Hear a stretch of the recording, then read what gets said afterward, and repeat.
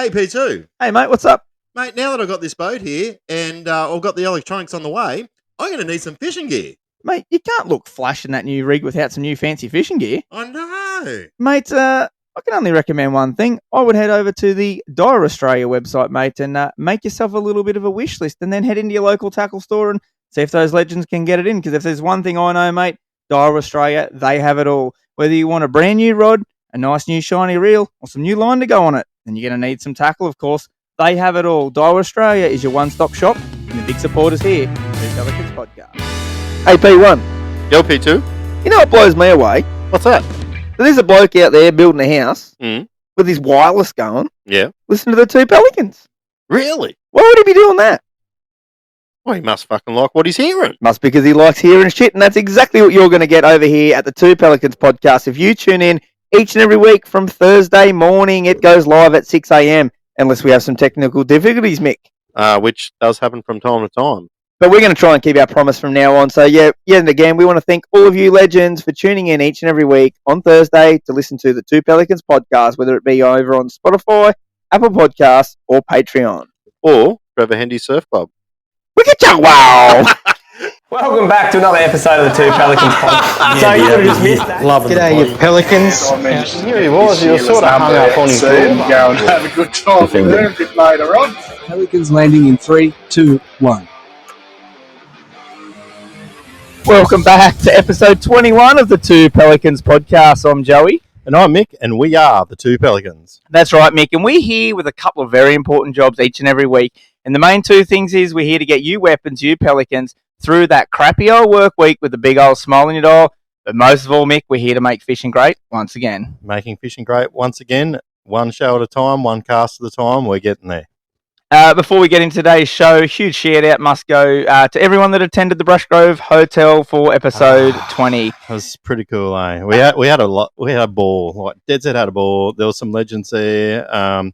Really enjoyed the support. I think everyone that attended had a pretty good afternoon. I think there was a lot of people in stitches for, I'd say, 95% of it. Yeah, there was. I had one gentleman, I won't name drop him. He comes up and goes, "You are funny. You are one funny C." But no, look. I'll put my hand up. The audio was pretty ordinary there, Mick. Yeah. But unfortunately, this is just something. This is just something that happens. You know. Do we want to just start the whole thing again? No, that was good. Let's just leave that on there. So shout out to my mama. The security mob's ringing and going, what's going on at the shop? Anyway. Yeah, look, there was a few audio dramas there, and I'll put my hand up with that. But unfortunately, Mick, that's just one of these things when you're recording in an open space, lots of people. There was one gentleman in particular probably won't get his microphone license next time. Shout out to you, but it was a great time, mate. And I think just a comment on that though, like I just did some content there today, and I listened back to it, and I thought, geez, there's something not quite right about it. And Rob was just like, yeah, because you're in a shed, it's echoing. Yeah, that's right. You know what I mean? And we're sort of undercover there too, in a similar sort of situation. So. Look, this lesson's learned, so I reckon, and we'll move on and be better for it. Yeah, we're definitely going to do more live events down the track. It just may be that it's just some snippets done for Patreon, etc. We probably won't be recording. It's just too hard, you know, and you're trying to concentrate on all these little bits and moving pieces. And but no, anyway, we'll end that there. We had a fantastic time, and just a huge shout out to each and every person that. Took their Saturday afternoon to come and spend it with us. So it means the world to me. It was really good, and for all the people that wanted to know how big was the after party, well, look, some guys probably didn't get to bed till 2 o'clock, but that's not really because they were drinkers. That was because they were tuned into the World Bass Fishing Championship final. So one guy in particular, we won't mention any names here because we're not about name dropping at the Two Pelicans podcast, but one gentleman in particular got put to bed. Yes. At 10 o'clock. Yep. And then woke back up at midnight on a second wind and sat there and watched the whole weigh-in and the presentation till 3 a.m. and then went back to bed. So, shout out to you, buddy. But no, look, it was a generally great day. But mate, we have got a jam-packed show in store here tonight, and I just want to say personally, everyone that's tuning in over there on Patreon. Tonight, this is the real deal. Yeah, wave to you guys. This is what you're going to expect each and every week. P2 is going to change things up. I've got a bit more in the editing. We're going to talk to you there, and got some sneaky little things are going to be showing up there and might not be talking about. So you're not going to see it unless you're over on Patreon. That's it. And we'll get into that a little bit later. But mate, what have you been up to? Mate, I've been flat out, I've been busier than a one-armed Afghan bomb detector. I don't know if that's a thing or not, but it sounds pretty busy to me. Just flat out with work, and just flat out with work, man. I'm really pumping the lures. I was going to say this after, but this probably ties in with the lures. The choppy chow machine. Oh, the Batui Chomp machine. The Batui Chomp. He's got his annual 3 monthly cleanup today. So just on 800 litres of sawdust to the rubbish. Yeah, righto. Yeah, let's just say that ain't cheap to dump that much sawdust. I was just about to say, can't you just give that to a chook farm or someone? Yeah, the problem is it's not actually sawdust. It's more like a powder. So you can't really. It's actually pretty toxic because it just gets straight in your lungs. You can't do much with it. So no snorting that. No snorting that. I've been off the beers, and after doing that tonight, I thought I'd celebrate with a nice rum here. So that was a big job. But I think for me, Mick, the biggest thing I've been up to is we've been out to the PBR over the weekend. Yeah, so where was this held at? Tamworth? This is out at Tamworth. Yeah, right. And let me tell you, if you're an events organiser or you run any events, go and take a leaf out of their book because it would be one of the most professional organisations I've ever been to. Okay. I'll start with the reason we went. Young Billy that we sponsor through Jollop Lures. Not Breaker Billy. Not Breaker Billy. No. This guy can ride a bull. Breaker Billy probably can't. So young Billy, his dad's 6-time Australian champion. Bull riding's in the blood.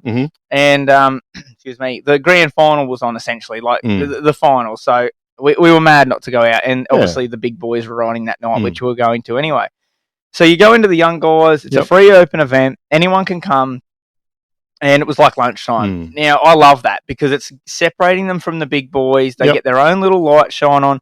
And let me tell you, after watching the nighttime, the young guys got the exact same coverage, the exact same cameraman, the same shoot-puller dude, the same judges, the same everything that the big guys got. And I really appreciated, that it was a level playing field. And consistency. And not only that, man, it just shows, that they're showing these kids with some utter respect. So Billy's younger brother, Denny, we're actually getting Denny on the team next year as well. So we're going to sponsor both boys next year. And when I say sponsor, I don't just give them some lures or some hats. We financially pay them to travel the country. And that's unreal. It's a big deal. Like his mum, Hayley, shout out to her, she left home here at 3:30 a.m., drove the boys straight out there. They did their 2-hour bull ride, and she put them back in the car and drove straight back home. So that's dedication there. I'm going to really put you on the spot here, right? And maybe some of these listeners are maybe thinking the same thing. What's a guy that makes lures that's been tied up in the fishing industry? What has been the interest in sponsoring something sort of outside what I'd say your wheelhouse? Mate, that is a great question. I've had that a few times, and I think, look, the fishing industry probably at present isn't somewhere that I want to financially put my money. Yeah, right. And that's no disrespect to the fishing industry, and I'm not throwing anyone under the bus here, but if you saw my inbox and the amount of messages I got on the daily, hey, mate, we want free lures, we want this, and it sort of just flooded with that, unfortunately. Yeah. Saw this young guy, floating around socials, watched him a couple of times, and just really... This kid takes pride in himself, man. He's just an utter... He's someone that I want my company to be associated with. And being a local boy, here, I got that sort of ties with him, and I also said to my wife, I said, I want to do this is because when he wins that PBR title in America, and we're watching in the crowd, we can say we were the first ones to back him and we stuck with him. So, no, I just... it's something different, man. Like, how cool is it a dude riding out there, 14 years old, with a big Jollop lures across his back, but just such a cool kid. They're a great family. The whole family are fantastic. But I did just want to quickly dive. I know this has nothing to do with fishing, and it is a fishing podcast, but something I noticed over the weekend, man, and this comes back to these two boys in particular. So Denny, the youngest, he's 9, and Billy's 14, right? So we're sitting, we were on the chute, so, that's the bulls. We were, right there. Right next to with his mum and my kids and my wife were sitting there. So Denny comes, the youngest rides first. He's in the Pee-wee division. So he comes up, He jumps over the bull, and they getting sort of set, Yep. And here's Billy at 14, climbs over in the chute with him. He's buckling him in, and he's doing his helmet up for him. And I was like, how good's that? I know they're brothers. Yeah. But how good is that?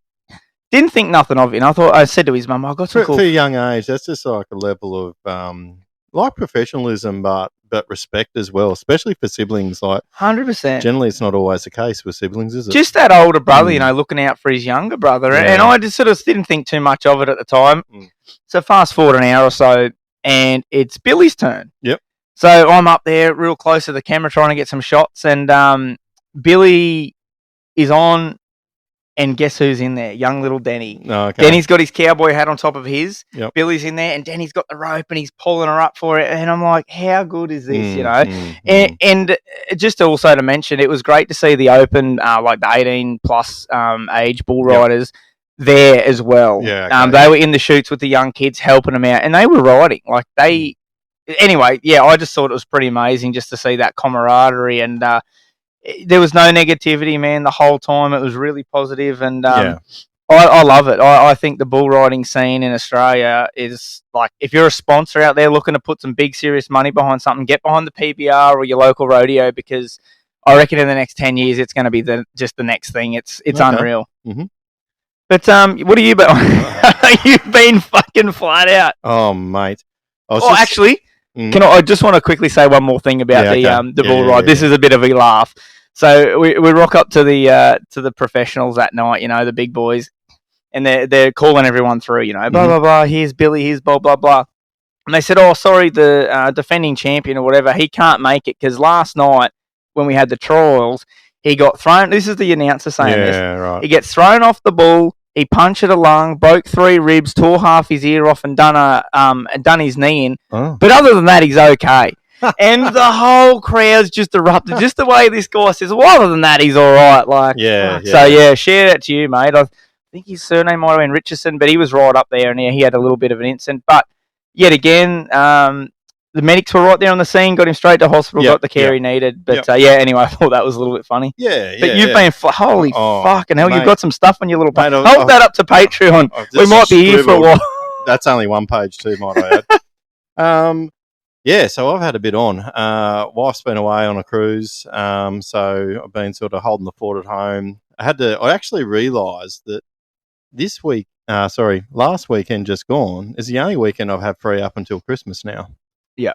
It's a busy time, isn't it, man? It's busy time. Just some basic house chores, rah. But look, through the week, all the stuff's starting to turn up for the Basco boat. So the motor's in, the jacking plate, steering, awesome. Some batteries. From our friends at Yambi Yamaha. So from our friends from Yambi Yamaha. So look, jokes aside, I probably couldn't do this without their support. Yeah. And obviously, they're obviously helping me out with this build. But look, I just want to go out of my way and just say a big thanks to the guys that are supporting me, because it's going to go a long way in 2025 for me fishing around the countryside. I just want to thank obviously Yamaha Australia. They've come to the table and helping me through this build. Also Garmin Australia as well. Awesome. Lenny there, he's helped me out immensely. Just been absolutely helpful, and it's just been really, really supportive about what I'm doing and where I'm trying to get to with this. Yeah. I've also got to thank a couple of mates, but also that have businesses as well. Obviously, Design, Build and Instruct, Simon Halcrow, anything planning, he's your man. And also GGR, sheet metal and laser cutting. Yep.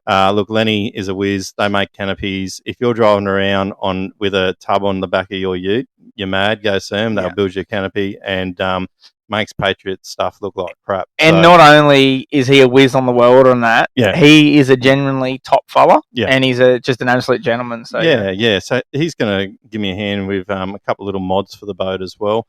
And obviously... Casino Outdoors and Disposal. As we know from the security call, that's where we are. Look, away from that, I guess yourself and your family have been helping me out for years now. And, nice to sort of hopefully repay back some of that for sure. through some some marketing. So and here we are. It's just what goes around comes around at the end of the day, isn't it? So that's all happening. Anything else there, mate? Look, that's about it for now. We'll save the other thing for a little bit later. The little hint, tip. Later on in the show. But yeah, look, extremely busy, extremely busy in my day job. Man, I feel absolutely flogged, but the adrenaline's just pumping at the moment with the boat build. So I'd have to say, it's exciting. If I could bottle this up and use it every day, I definitely would, because I'm definitely running on a pretty big high at the moment. Oh, that's awesome, mate. Now we're just going to change things up a little bit here. Right. Instead of going to the news, which was normally our Patreon people here and our Spotify viewers, Apple, of course, would know that we'd normally cut to the news. Yep. But I currently have a ginger sitting on a tractor harvesting, and he wants to call. So we're going to give the big fella a call here, and we're going to touch the news after, because I know he's flat out. But we're going to get Mitch Cone on the line here. Mitchie was one of the gents that was over in Italy. You paid him out about his complexion. We did. Hello. Hey, here he is, big fella. How are you, mate? Hey, Mitchie. Good, mate. What's happening? Mate, you're live here on the potty, mate. So thanks for joining us. I know you're flat out there harvesting at the present, but what are we harvesting there, Mitch? Oh, sorry, boys. Connected to Bluetooth. No, we're planting sorghum at the moment. Oh, okay, harvest hasn't quite started yet. Just planting sorghum, and should just get this done in time, and then she'll be rolling into harvest. So busy few months. We have a good bit of weather out there at the moment. I think most of the states are getting a good bit of a drench at the moment. Not too dry. No, it's lovely, mate. Yeah, there's plenty of feed about. She's a real good season out here, so there'll be some bumper wheat crops this year, and awesome. As I've just mentioned here to our viewers, mate, you were one of the gents over in Italy doing us proud, and you messaged me when you got home, and you literally walked off the plane into the harvester or into the planter, didn't you? Literally straight off into the tractor. Pretty well, man. Yeah, I think I got home. I think we got home about. I got home about 4:30 or something on Tuesday afternoon, and I went straight to bed and woke up at 6, and was in the tractor, and I've been there ever since. So daylight till dark, big days, but you don't get jet lag apparently when you you don't stop. So got to pay for that trip somehow, mate. That's right. So, Mitch, did you and the few guys sort of hang around after and do a bit of sightseeing and a bit of touring? I've seen that I did see Mr. Langford and Mick over at Dubai, was it? Mm. Yeah. Did you tag along or do anything? Or no, mate. Unfortunately, just busy time of year for me, and we got to spend a day in Rome. Me, Braden. Buddy Tommy decided to book an early flight the day after the closing ceremony, so they were serving dinner at 11:30 that night, and we ended up just walking out because I had to have Tommy at the airport at he'd be put back on ice for America next year. Would that be right? Exactly. We didn't want to miss that for him and wreck all that. So we had an early night, spent the day in Rome, and we did a little bit of sightseeing in Rome, and it's some of the stuff there is unbelievable, but apart from that, it was half a day and I was happy to get out of there. Now, mate, we touched base with you on the morning of the last day at our last podcast sit down, and look, we're not going to lie, we'd sunk many tins by that time in the afternoon. You're joking. You wouldn't believe it. But mate, look, talk us through that final day. Like, I was ringing you, like I'm sitting in the car watching the weigh-in, and I'm ringing you because on the stage they're like yelling shit and we've got no idea what they're saying, and then you're like, I know these boys are on the piss, I'm not answering the phone. just talk us through, like, was there a point that you boys thought you actually had it, other than was it Spain that comes sort of back up and trumped Spain. Everyone, but was there a time that you thought, fuck, we've got this? Oh, I don't really know, to be honest. It was we kind of knew day 2 Spain was on them. Like, just they come back, and we thought these guys are just running a pattern. And I actually seen one of the Spain boats on day 3, and they literally raced in, fished like a 10-meter stretch of rock, like in 3 feet of water, and then they were gone again to the next little point. And I'm just like, oh, that worries me. Like, they're running they're running a certain deal. And so we were pretty worried about that. But by the time I got in, we were I think we were the middle flight. So 2 of the Spain teams had actually already weighed in, and we'd kind of, we thought, oh, like, this isn't looking good. Like, one of them drops like a monster bag, and the other guys were like 10 grams above us, which really hurts because, 10 grams is 1 point pretty well. Yeah. So I guess we were kind of still hopeful, not knowing what their last team had and a few things like that. But yeah, it was. We kind of knew pretty quick that Spain had it, and then it was just down to silver or bronze, and yeah, it turns out Italy choked pretty hard too, and everyone said they were unbeatable at that lake, so it was super cool to see them slide down again. How did they sort of swallow that, mate? Were they sort of pretty good losers over that? Because I don't know, like I've spent a bit of time in France and all those sort of places, but I haven't spent much time there, and I know if it happened to the French, they probably would have their tail between their legs and taken off. But what were they like? Were they sort of pretty good about it? No, they were fine, mate. Everyone congratulated us, and we did the same. There wasn't too much bad feeling between any of them. Plus, there is the language barrier too. So, we shook everyone's hand, and they all said congratulations, and that was about it, really. Yeah. Like, no hard feelings from anyone. It was good. So, Mitch, how would you compare the bass fishing in that country to what you do in Australia? Like, was there any real subtle differences for yourself? And how did you adjust to that?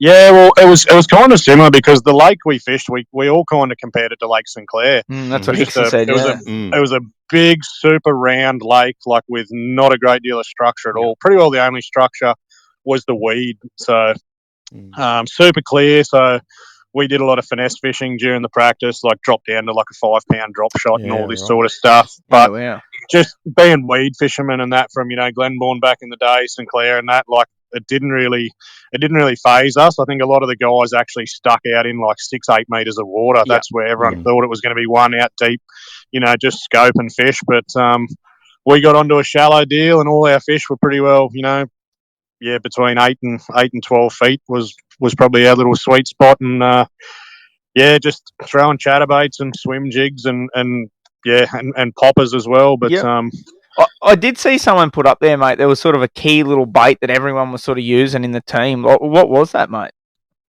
Well, it's probably just the chatterbait, to be honest. The chatterbait and the swim jig. Yeah, we all threw a swim jig. Like, that was a big player. Like, I think Hickson sort of banged 2 like really good fish. Like on one of the last days of practice, he just threw it out in the weeds, sunk it down, and burn it back, and got 2 fish in next to nothing. So the next day we all sort of tried it, and me and Langers went and fished a bit of weed and caught a couple. So that was that's the best thing about being able to talk to your team. During the day, the whole thing. We just share it, and we've all got confidence that we can do what the others are doing. So Look, really worked well as a team. One thing that for a lot of people that weren't watching or weren't quite aware of how this concept worked, can you explain how the teams worked, how they were on the water? Because obviously, as a couple of people said, "Oh, look, this other team has a lot more people in this team, and we've only got X amount."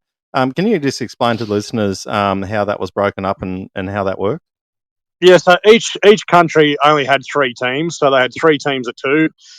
There was a lot of extra guys there, so you could swap out some guys if you wanted to. So Italy swapped out one of their teams on day 3, which I think really hurt them. Coming in on day 3 to a lake you haven't fished for a couple of days, and I think it threw the boys a curveball and they didn't handle it. But 3 teams of 2, and your position that you finish that day is your penalties or your points. So it's really important that every team catches them. And we were super lucky, and I think we were the only country that had 2 teams in the top 10 for all 3 days. That's unreal, mate. That's awesome. So that was our big player. Like, we didn't win a session, or we weren't super high in all of them, but just we were consistent. Just consistent, and that's the key. And was it you or Tommy that ended up second for actual out of the teams? Yeah, me and Langers actually. You and Langers, well done. Yeah, so it's a pretty good individual accolade. It's not sort of something that you go into them events looking for. No, for sure, man. But no, we were actually only 10 grams, believe it or not, off gold. So I know you know what 10 grams. I know what 10 grams is like. It's the gift that keeps on 10 giving, grams. isn't it? Yeah. So Yeah, I 10 guess grams off individual gold. So that would have been, like, mate, we're stoked with silver. Don't get us wrong. Yeah, 'Cause we yeah. never even, thought about something like that. But that would have been a really cool little accolade to have. But other than that, like silver, we're still blown away with it. for sure. We didn't find out till we were sipping beers back in the hotel that we'd actually come second overall. So it was Great achievement. yeah, but as I said, that all comes back onto the team too. For So sure, I for wish sure. we could share it with them guys as well. Mate, one question I sort of had for you is how do you work out who fishes with who? Like, I know the 6 blokes head over. Is it sort of like, did you strategically work that, say, look, we know he's good with this technique and he's good with this, let's match up? It was sort of like, well, I know him more, I'll fish with him. How did you sort of work that out? Yeah, it was pretty well a bit of both. Like, I fished with Langers a lot, and we had that Miller rods connection, so we could just talk about, what rods we were going to take and that sort of thing. For sure. Braden and Mick had fished together a lot, and, as well back in there, back when Braden was in Queensland, and then Hickson can just do whatever he'll just fish with he whoever. can fish with anyone, and Tommy was probably a little bit more up to date with the the scoping side of things, sure. and Hickson probably hasn't done as much as a few of us, so it just made sense to do that, and just the packing sort of things too, because you can't take everything that you want. Yes. So you just talk with someone and say, well, I'm bringing a shitload of jerkbaits and top waters if you want to bring more jigs and shatters, and that way we can cut down on weight and luggage. Yeah. I think no, it worked good, but you can actually up until the last day of the tournament, you can actually swap and change. So we sort of set that through practice, but like if one team wasn't catching them during practice, we could have split whoever and swapped them out during the before the first official day of practice tournament. Unreal, mate. That's enough fishing talk. I want to hear the good stuff now. What was the food like? Hickson said he was a bit off it. He said he wasn't overly impressed. What was your opinions, mate? Oh, mate, anything we got from a restaurant was just unbelievable. We found a good little restaurant just down the road from our B&B, and it was just unbelievable. Yep. Like, we didn't have a bad feed there. It was just, mate, we pretty well went. We went there about 4 times, I think. It was just like, if it's not broke, don't fix it. It was amazing, but the so-called catering of the event was, it left a little bit to be desired. Like, I don't know if it was just because it was bulk, and they were trying to, cut down costs. But, like, each day you get your lunch packed for you. So we had, a couple of bottles of water, and their sandwiches, like, it's it's like a 4-inch bread roll, like 4-inch thick bread roll, cut in half with 4 pieces of salami on it, and, like, that's it. No butter, no olive oil, no sauce, no. She's a bit dry. It sounds Italian. Oh, so dry. It was unbelievable. And then the other thing we couldn't really get was a decent breakfast, give a man some bacon and eggs or something, Hickson was upset. Chocolate filled, there's no dog's eyes and all that. Yeah, it was, but yeah, unbelievable food from the restaurants and that. But yeah, like a bit of that stuff, it let us down a little bit. And look, we're pretty lucky back here in Australia, I can tell you that much. Mate, before we let you go, we know you're flat out there planting shit. What was a highlight for you? Like, if there's one little snippet you could take away, something that sort of stood out to you out of the whole trip, and it doesn't even need to be fishing related. It could be some of the scenery. What was something, mate? Oh, geez, mate, that's a good question. I guess, like, it was probably day one of the tournament, actually, like, when the boys weighed a good bag, we weighed a good bag, and just watching everyone chatter and just like, oh, geez, Australia's got them. Like, just the, like, no one really expected us to do well, which, that's good. Like, Australia's the underdogs, but just to watch everyone, just sort of like take a second glance at you and going like, shit, these boys are actually on them, eh? Like they can fish a bit, and it was good. We got a bit of recognition from a lot of guys. Like the Americans are over there; they were super stoked for us. They were rooting pretty hard for us, actually. That's awesome. Yeah. And they're a pretty good bunch, and you guys would have spent a bit of time with them fellas as well. Yeah, exactly, mate. David Dudley wasn't there this year, so like that was good. He's a mud gudgeon, that bloke. The rest of them were real good fellas. Joey Cifuentes and that. Like, all happy to have a yarn. Scott Canterbury was swapping Guernseys with Tommy. Yeah, Scotty's a great just fella. Real good bunch of fellas, and we get along with everyone. The Germans are actually really good fellas too. Yep. Like, they were blown away. Like, you don't throw swim jigs at, at Lake Bowl Centre. Like, it's, it's just not what you do. So yeah, and that's why you come second though. Yeah. Don't worry. I think they'll all have one tied on next time they're back there. But I think that was just getting a bit of recognition. Sure. And look from that too, Mitch.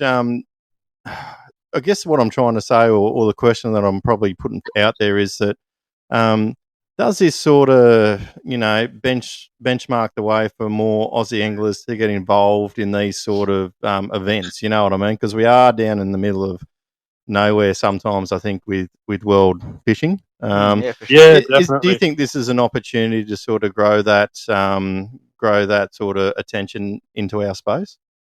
Oh, look, I really hope so. Like, we got Tommy going over. Like, Tommy had a ball. Like, even he learnt so much just on this trip. So that's only going to, push his, his career further when he gets over there. But like, it's good to be put on the map. And like, hopefully, like, I think the media coverage was a hell of a lot better this year than it had been in other times. The social stuff was fantastic. Every time you looked at it, there was something happening, mate. And we've got to give Mrs. Hicks and Emily a big shout out for that. She took over our socials while we're over there. So, it's not I didn't think you guys were doing it, but Nah, it's not something you really think of. Like, we're sort of flat out, daylight till dark and doing that. So it was really good she was just, had the camera in your face trying to keep everyone updated. But no, you're right. Hopefully we can keep this moving forward, keep the traction there. Yeah. Give everyone else that, there'll be chances for everyone else to jump in on this too. Like, it's only new. We're still learning. We're, for sure. Still putting things in process. But moving forward, hopefully it can become a big thing for Australia and a pathways to guys that do want to go over and do what Tommy's doing and chase that open stream. I guess the big question is here from me is, who do we pay and how much do we have to pay them to get the Black Bass Championships at Kurrakoa? Oh, mate. We spoke about it over there, and we're just like, I just don't think we could house this one was only I think there was 16 countries in this one, but America there was 23 countries. Like, and the thing is, where do we get the boats from? Like, where do we? That's the big thing. Like, we don't you got to house people, you got to feed them, you got to Most people are too precious to lend out the boat here anyway, so it's probably not going to happen. And it's not a black bass species as well. Doesn't help. That's the big thing. Yeah, like, to be honest, you'd nearly, if it was to be like a World Fishing Games type thing, it'd almost have to be brim, somewhere in Sydney or Brisbane or somewhere like that. Yeah, fuck the brim. That's enough chat about the brim. Yeah, that's right. Mate, look, we'll let you go. We really appreciate that, mate. And over the next few weeks, we're going to try and touch base with most of you that rove there. And, I think it's really cool. You've give us a little bit of insight there that you wouldn't have seen on social media, a few little things there. So, mate, really appreciate you for taking the time out of your night tonight. And congratulations. I appreciate the support, boys. It's, it was great. And, we really do appreciate it. And, keep doing what you're doing. You're doing an awesome job. Cheers, mate. You've even motivated me to fish a couple of comps next year. So there you go. Look forward to it. Stay out of my spots. Yeah, righto, mate. Sounds good. See you, Cody. See you, mate. Bye. Now, how bloody good's that, guys? Look, I feel honoured, we're getting behind the scenes stuff here, and a shout out to those guys. Yeah. They're great mates of mine, and I really do appreciate you. He's literally sitting there working. He's doing his 16-hour days planting, and I do shout out to you, mate. Really appreciate that. And even when we did that live show, we spoke to at least half the team, and it was great for them. Going into their final day, just to give us 5 or 10 minutes about, how it's been happening, what's been happening, their thoughts without the day. It's a great insight. So for anyone that hasn't watched the last episode, I know that we spoke about the audio before, but I was calling Italy. Yeah, you were calling Italy, but for people that want to learn a little bit more about what them guys went through and how they went, then obviously just listen to our last show because we spoke to a few of them briefly. Mate, that's awesome. What do you reckon we get into bit of news? Yeah, I've got some news. Yeah. I'm going to go get a beer. That's a great piece of news. I was hoping you're going to say that. I'm just going to dribble here for a little minute while Michael goes and grabs us a beer. I'll have a rum, thanks, mate. One thing I did forget to tell you, legends, what I've been up to is the Jewfish. The Jewfish have been back with the chew, which has been absolutely unreal. A heap of little ones around. When I say little, they're still legal, like 75s, 80s, 90s, which are still really good fish.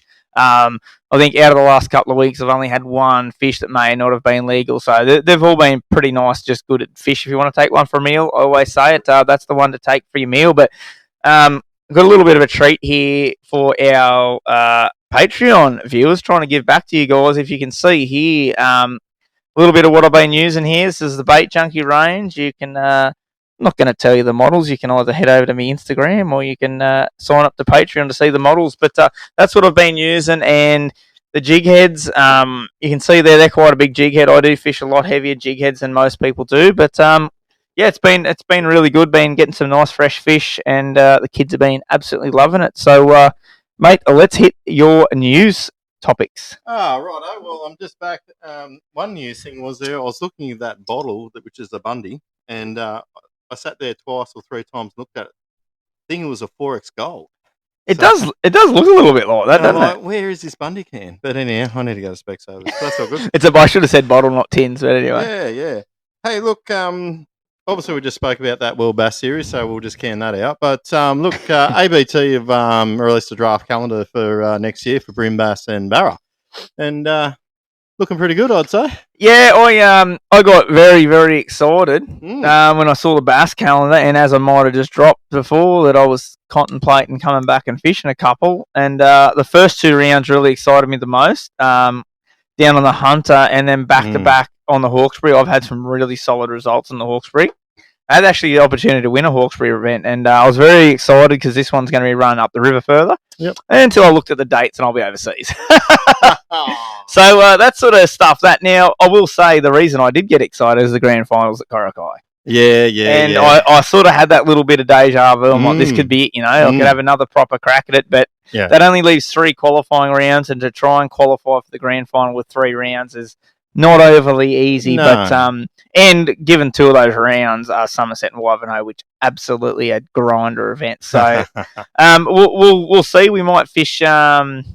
There's another round in there, Clarence or something. We might fish one of those. But I think the calendar looks pretty good, mate. You got some input there on the brim side of it? Look, the brim side of it, from a personal point of view, it's setting pretty nice. There's a Clarence round, mate. I just pinched myself, and just 1 or 2 people that I know that sort of go, geez, there's never a Clarence round. Well, here we go. We've got one. You got one, and not a bad time of year. Yeah, I don't mind that time of year personally. What were the exact dates that, roughly? Oh, look, was it March? I'm probably going to get corrected there, but I think it was around March. Look, February's Victoria, so Malakuta, Lakes Entrance. I'm going to try and push myself to get myself down there. Yeah, I love that area, and there's just so much to learn. Like, it's basically a blank canvas for me at the moment in the learning space. So, and hopefully by then we've got some cool technology here that I can sit here and we can talk to you in Malakuta and do the episodes. Yeah, well, that'd be and get some insider on the road. And you can pull some characters on down there. You just never know what we might find. Yeah, I'll find a few bandicoots standing there somewhere. I'd say wombats. There'd be a few wombats down there. Don't hit wombats.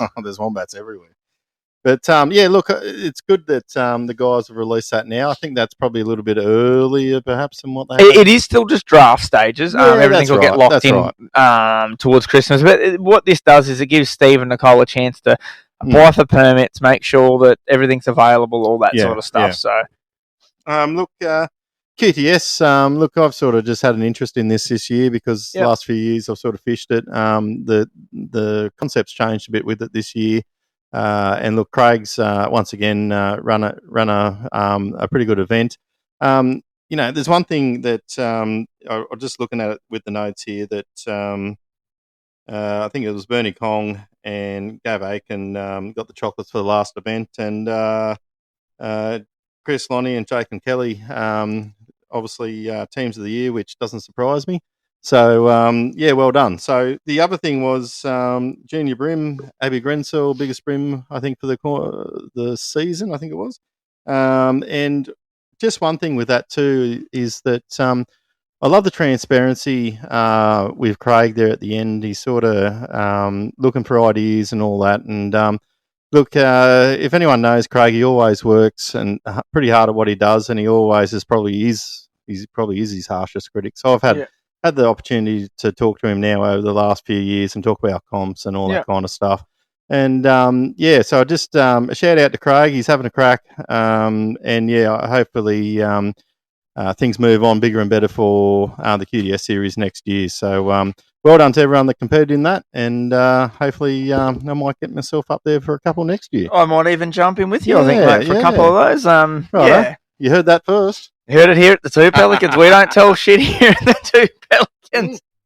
Mate, what else you got there? I don't really have much news, so to speak. I've got a little something here, though, I was just going to share with everyone. I should have brought this up in the What Have You Been Up To little segment. Oh, but, hang on. What's this? So our Patreon viewers, you can see, that's got not anthrax or anything. That up. There we go. That's me. What did you just say? It's not anthrax or anything. Oh, that's actually very interesting. You've said that word. That's actually really funny. Because it is an anthrax, kind of. That's holy shit. That's why. What the? I meant that as in like powdery substance. Yeah, I know you meant it as in the drug, but I've got a Nella upside down one of his anthrax takes. That was hilarious. Wow. So for anyone that just doesn't realise what happened, I had me lure here, as you would have seen over on Patreon, in a box shaking it. Yep. And Mick's being a smartass said, "Is that anthrax?" meaning the powder, and it actually is an anthrax lookalike lure. So that's actually pretty damn funny. But I only brought this in. Like, I buy lures all the time, but I thought it was kind of cool just to show I'm a lure maker that makes some good lures, but I still buy other lure makers' lures because I love lures. So shout out to Paulie. It's a cracking lure. I got that. I'm going to catch a bass on that. I actually like that colour. And this time of the year with the rain and all that, it's not a bad looking colour. Don't tell him, but I bought that colour so I can try and copy it, learn how to paint that. But we won't tell Mr. Nella that. No, look, shout out to him. I was on the phone to him again today, and he's just a top bloke, and he just loves lures. He's just passionate about it. But you know what? I think we better maybe pay him a visit there one time. I think, and do a quick episode. You've heard it here first. He's going to come on at some point. We've just got to get the stars to align there, and that'll be good. I think we'll probably be one of the first podcasts ever get him on, so I'll be pretty stoked on that. But, first of many things for us, really. First of many things, anyway, mates. I think let's move into the end of the show. I've got a couple of yarns here now. If you listened to last week's episode, you understand the Yamba Yabby. We had a few dramas with his yarn. Now, you guys, the listeners, would have heard that crystal clear. But the people there couldn't, so we kind of didn't talk about it. But Mick through the week sort of said, "Hey man, I think let's address it because it was a really quality yarn, and there was some quality chat off the back of that, which we didn't do. So I'm going to hit it again here and give the Yamba Yabby the respect he deserves, and we're going to hit his yarn. We're going to have a chat about it. Hey legends, it's the Yamba Yabby coming live to you from Morfettville Racetrack. Big shout out to you boys down there at Brushgrove today. I'm spewing I can't be there, but I know the smaller squidgy and the Murrumbidgee, the little red fella, will be leading the way down there and keeping the family name in good stead with 1,000 schooners with Clarkey. Mate, cracking couple of episodes the last couple. Really good blokes to listen to. You blokes are boring as shit, but your blokes you got on there are crackers. But I'm not here to blow smoke up your ass. I'm going to go on a bit of a mud gudgeon. So I know P1 will back me here, but around Yamba lately, there's all these wankers buying these houses with pontoons, and they don't even own a boat. And you get in there and you're flicking for a jack or you're flicking for a brim under a few, and out comes Karen and Kelvin out there throwing hands at you, telling you to get away from their fucking beloved pontoon. Get over yourself, you wankers. Anyway, they're my mud gudgeons. Hope yous are all having a cracking day. And I'm spewing, I'm not there. But then again, the company's probably better here than Morphinville. Righto, catch ya.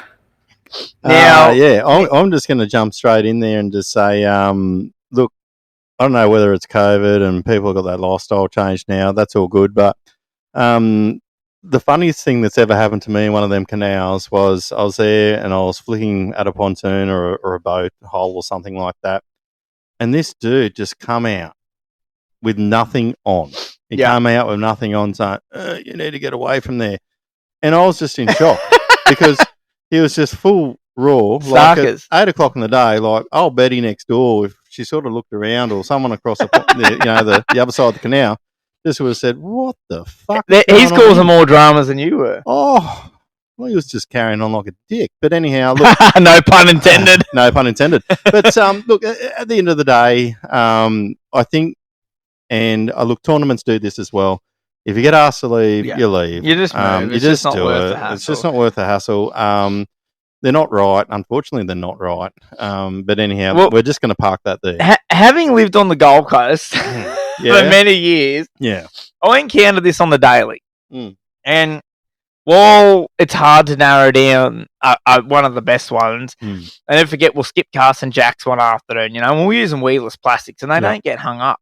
And we were up the back of this canal, way up the top of Coomera there, and mate comes fucking steaming. I mean, steam. There was steam coming off the carpet, and he comes tearing down, and he goes, "Well, I got my big toe stuck in a treble of yours the other day," and I went, "Nah, mate, nah, it wouldn't have been mine." And he's like, and he starts giving me a spray, and he's like, "Oh, I got my," and I'm like, "Mate, look, it wouldn't have been me."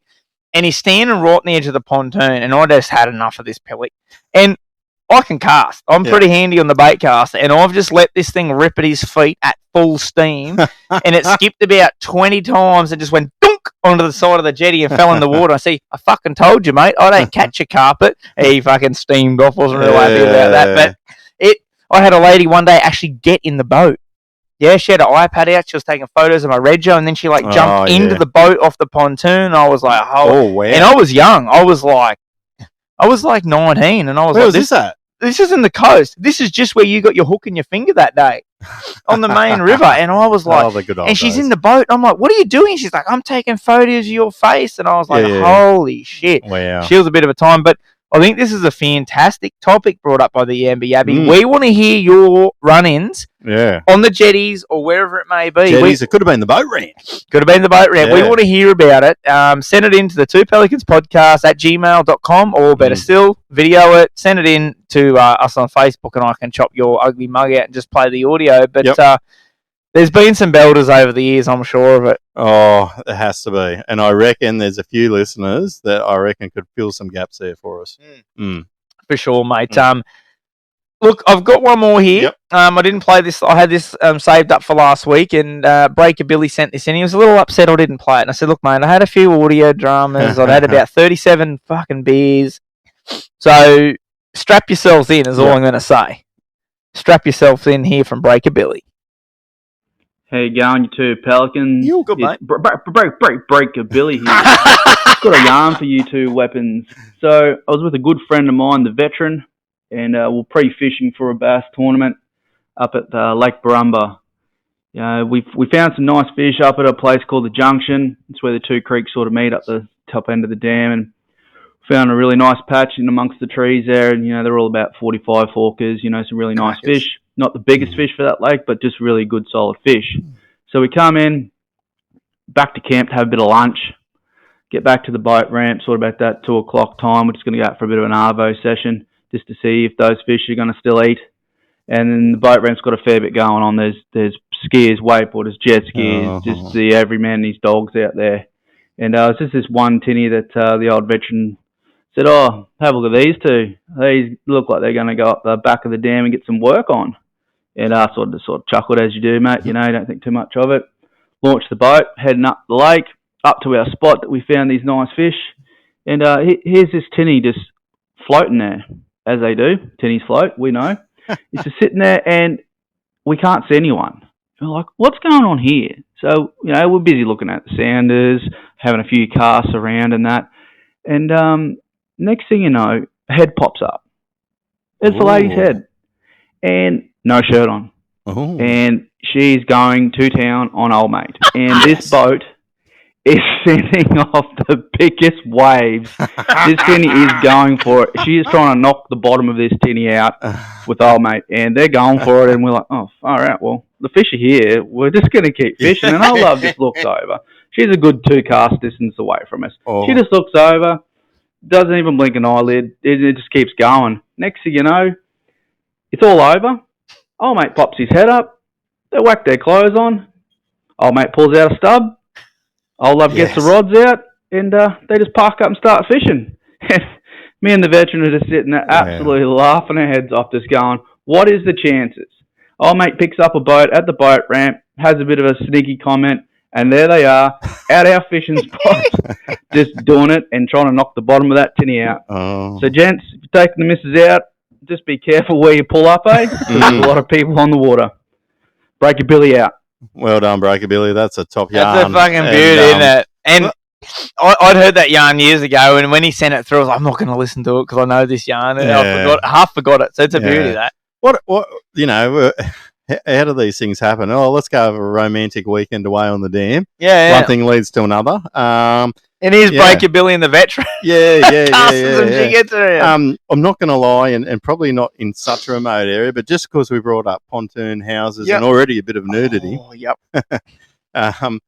My mate Lenny and I were actually fishing on the Gold Coast canals there, and old mate and old love were stuck into their work on the second floor of a mansion on the waterway there. Yeah, I've seen that a couple of times. Yeah. So it's not. Look, I'd probably say it's somewhat a bit more uncommon at a dam. Yeah, for sure. But, Actually, just off the back of that, I'm going to just pepper the listeners' ears here with one more yarn before we carry on.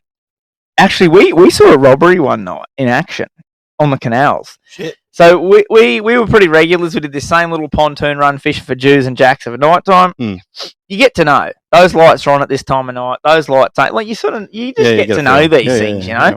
Anyway, this one night, the big mansion under this bridge, the lights weren't on. I was like, oh, that's weird. They're not at home. Anyway, we're fishing along, and their pontoon was just a cracker. We were fishing, got a couple of fish, and I'm like, hey, Al, look up there. There's a torch, and you could see it going through the bedroom, through the house, and then it was like you could see it sat on the bench, and old mate like going through stuff, and we're like, holy shit, someone's robbing that house. Yeah. So we like started just doing burnouts in the canal, and an old mate come on his buggy to yell at us, and we're like, no, like this is perfect. We got your attention. Yeah. Go, someone's breaking into that house. And he's like, are you fucking kidding me? I'm like, mate, I know it's 6 knots in here. I was only doing this to get someone's attention because they're like fiends in that little area, like Hope Island around there. They just pull straight onto it.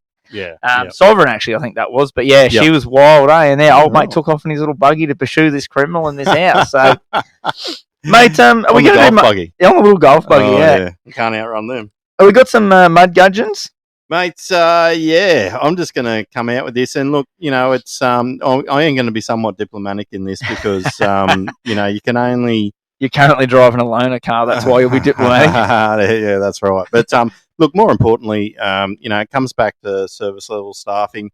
Had a good conversation, and I think I mentioned it before around about, I think the level of servicing's dropped since COVID. Like, there's always just an issue. Oh, it's COVID. We can't do this. And people, I think, have just carried on with it, right? Yeah. And it's starting to grind my gears. But, look, long story short, and I'm sure some of our viewers will take the piss out of me. Yes, I have a Ford Ranger. Anyhow, the other weekend... Thank you very much. Thank you. But, yeah, and look, the belt's broke. That's fine. So your alternator belt, I probably knocked the fan belt, not the timing chain, all good. Anyhow, I said, look, can we just wheel it around there? No, Ford customer service warranty. We all do this. We got to take it down the mic fluid. I said, really? They're like, yep. And I said, okay. And I think to myself, believe in the process. Believe in the process. So anyhow, I'm doing that. The next day, I ring up and said, look, what's going on? Oh, yeah, no, everyone's looking at it there. We'll figure it out. We'll come back to you later on the day. And I said, that's fine. I just haven't got a car. My wife's away. She's in her car. She's not going to be back for a few days. Can I get a loan car? And they're like, yeah, no, that's fine. We'll organise something through Eurocar. Now, where I work or the town that I work in, there is no Eurocar. No. There's Hertz, right? Yeah. And maybe another brand. Who knows? And I said, look, there's a Hertz three blocks down. They're like, oh, no, we don't deal with them. And I said, well, okay, so how am I meant to get to my car that's 90 fucking Ks away? And their response was, oh, that's all right. We'll book you an Uber. So I'm like, an Uber. And like, look, there's no, yeah. And I'm thinking, I don't think there's Ubers here, eh? Anyhow, sure as shit, a thing comes through and they go, when you're ready, click the link. It'll take you up into the Uber thing. It's already been paid for, blah, blah, blah. So, yes, I go up there and click the link. And sure as shit, it just says, we don't work in your area. Yeah, of course. Yeah.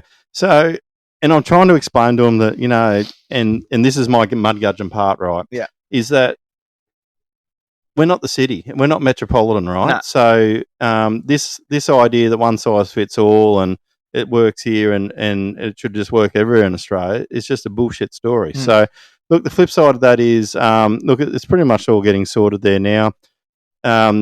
the highlight or the good thing that come out of it, I was really talking about customer service and being disappointed.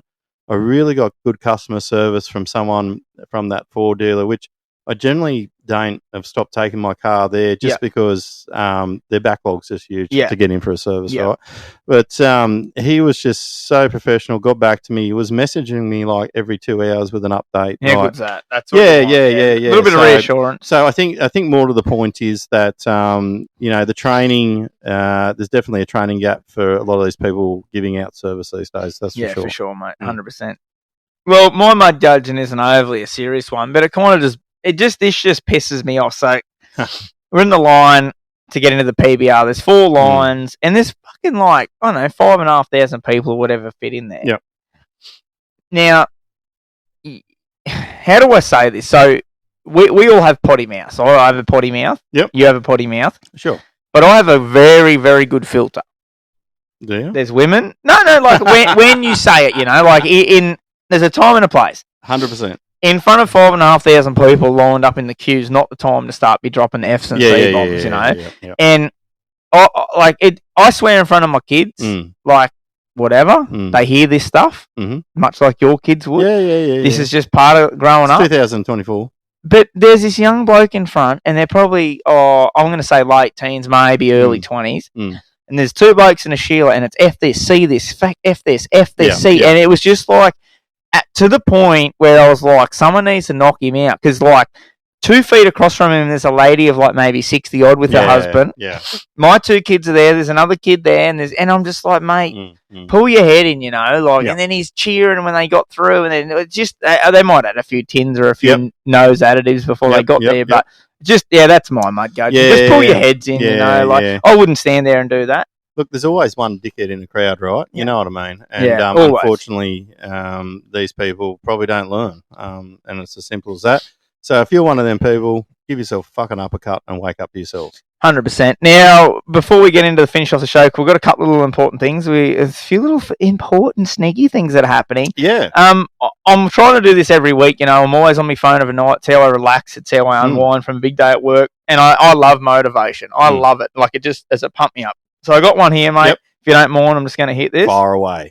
No matter what you do, you're going to be judged. I've said this 10,000 times. I'm going to say it 10,000 more. No matter what you do, you're going to be judged. If you're fat, people are going to say you're a lazy piece of shit. If you're jacked like me, it's just all steroids. If you're rich, you're a snake oil salesman. If you're poor, you're lazy, undisciplined. Here's the thing, man. No matter what the fuck you do in life, people are going to judge you. If you drive a Rolls Royce or a Honda Accord, people are going to judge you no matter what you do. So why don't you just do the shit you want to do? Why don't you quit worrying about what people are going to say and do the shit that you want to do? God put ideas in here and passion in here for you to execute on, man. People are going to judge you no matter what. So you might as well do the shit that you want to do, the things that make you happy. Now, I think for me, I love that. It's sort of something that I've lived by is the more people that you know, unfortunately, the more people that are going to dislike you. Yeah. And that is just the way life is. But I listened to that the other night and I thought, that is a fucking ripper. Yeah, look, I think I learnt some of that from a very, very young age in the old schoolyard or whatever. Yeah. And I think, look, most people to a point get that resilience up to a degree. But you will never hear much more of a truer description about how people judge. I mean, that was pretty well summed up. And you know what? Unfortunately, however you want to look at it, it's about how you I guess conduct yourself. But further to that, it's more around I guess accepting it and moving on. If it sits there and it builds up and boils up in you, then you're getting defeated. And I'm sure that there's people out there that judge us in this podcast not being what they want it to be or something else, but that's fine, we don't pay some switch bitch or we don't pay some bloke to do our audio. No, I do it myself. And if it's not perfect, it's very raw. That's okay. It's very raw, but look, and we've given our opinions here, but I get the thing about opinions. Everyone's entitled to one. Everyone's entitled to one. Is it judging? Some people take it that way. Yeah. people might be getting judged hard for particular things or actions, and I think that's a different story. But look, fundamentally, everyone's just got to accept and just stay in their lane. And what I mean by stay in their lane is do you. Yeah, 100%. Just like at that brushy night, there was, like I said, we're not going to name drop here, and there was a certain gentleman, and he'd indulged, overindulged, the poor fella, and he was strutting around his jocks. And everyone was like, look at this fella. Like, what are you doing? And old mate did not care, did he? He just went, what? I couldn't give a fuck. I've had a good night. Yep. I've taken my pants off. I'm going to sit here in my camp chair and get ready for bed. Yep. Not give a fuck. Yep. So that's what it's about. Maybe don't strut around in jocks down the main street or anything, but I'm just, that's put in perspective, like, no one judged that fella there. No one judged him at all. They went, who cares? And funnily enough, we just expected it. Just expected it from that character. And the thing is, when you surround yourself with good people, you feel more comfortable. It's as simple as that. But we're getting towards the end of the show here, Mick, and we have a couple of big announcements. The first thing is our prize pack. Let's hit a bit of music. So we've dropped previously that Dora Australia have come on board. Shout out to those legends. Now, what those weapons are doing for us is $130 to $40 Bait Junkie prize pack each and every month for one of you lucky viewers and all listeners. If you're not on Patreon, head over to Patreon and pay you $3 a month, because this is exactly what you're going to get this time around. P2's pulled his finger out and she's bang on. And just like this, just going, fingers are out. Jokes aside. Now, for the first month, so at the conclusion of November, the first prize pack is going to go to one of our lucky Patreon subscribers. So if you're not already, head over to Patreon. It is literally $3 a month, and while it might have lacked in the past, let me tell you, moving forward, it is definitely not going to lack. It's going to be that next step up. Now, each month, Mick, we're going to change that. Maybe the following month it might be for the best yarn or something. Even better still, when you win, Dora Australia are going to send you directly your package. How good's that? It's not coming from us. Yep. They're going to send it straight to you to save all the mucking around. So, yet again, a big shout out to them for keeping... a little clapping button for Dora Australia. Cool, that they would do that. And obviously sending it out to them lucky viewer/listeners. And that's time and effort on them. And they suggested that. So, huge shout out to them. Really appreciate that. Now, Michael. Yeah, look... just quickly, we're working closely in a collaboration space around maybe a new sponsor coming on board. We're not going to say who it is. No, I'm not going to give away. But can I say this? The Pelicans will be well hydrated each and every week. That's what we'll say. Yep.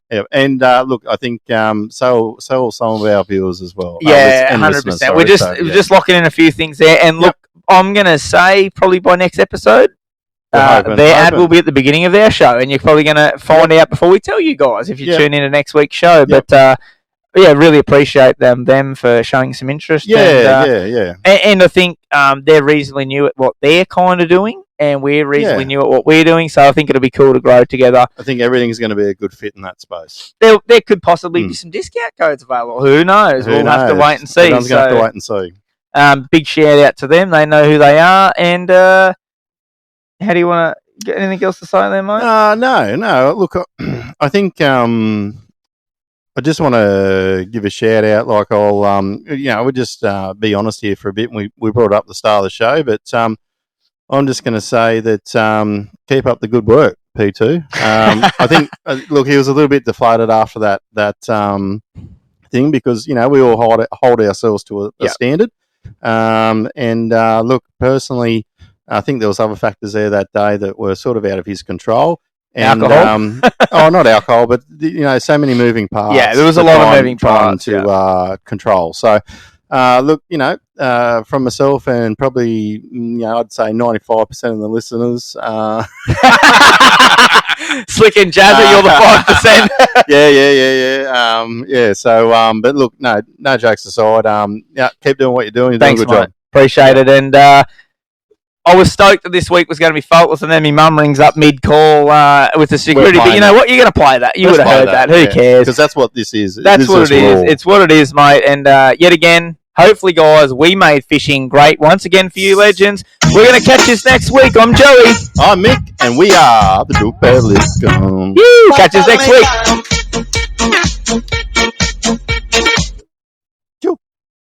Chicka wow chow.